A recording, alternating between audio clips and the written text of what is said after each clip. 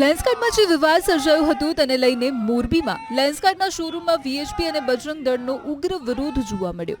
જી હા, તેઓ લેન્સકાર્ટના શોરૂમ પર પહોંચીને ભારે સૂત્રોચ્ચાર કર્યા। એટલું જ નહીં, વિરોધ પ્રદર્શન દરમિયાન સંગઠનના કાર્યકરોએ શોરૂમમાં જઈને કર્મચારીઓ અને ત્યાં હાજર ગ્રાહકોને તિલક કર્યું હતું અને જય શ્રી રામના નારા પણ લગાવ્યા। આક્ષેપ કરવામાં આવ્યો છે કે લેન્સકાર્ટ કંપની દ્વારા કર્મચારીઓને કપાળ પર ચાંદલો કરવાની અને હાથ પર રક્ષા દોરો બાંધવાની મનાઈ ફરમાવવામાં આવી હતી અને સંગઠનોએ આને હિન્દુ વિરોધી માનસિકતા ગણાવી છે અને હિન્દુ સંગઠનોએ મોરબીના તમામ લોકોને અપીલ કરી છે કે તેઓ આ શોરૂમમાંથી કોઈ પણ પ્રકારની ખરીદી ન કરે અને આ કંપનીનો સંપૂર્ણ બહિષ્કાર કરે। સાંભળો તમે જ।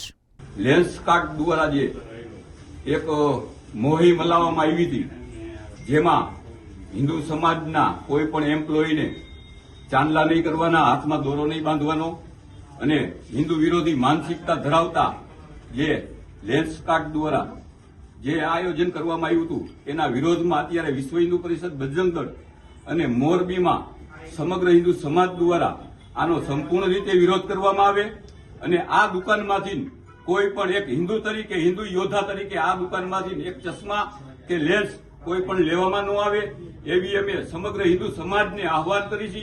અને જ્યારે પાકિસ્તાન જેવી માનસિકતા ધરાવતા આ એમ્પ્લોયી જે એમ્પ્લોયીને ના પાડવામાં આવી, તો હકીકતમાં તો આ લોકોને પાકિસ્તાન વ્યુ જવું જોઈએ, ભારતમાં આ લોકોને કોઈ અસ્તિત્વ અને સ્થાન દેવામાં આવે નહીં એવી અમારી રજૂઆત છે।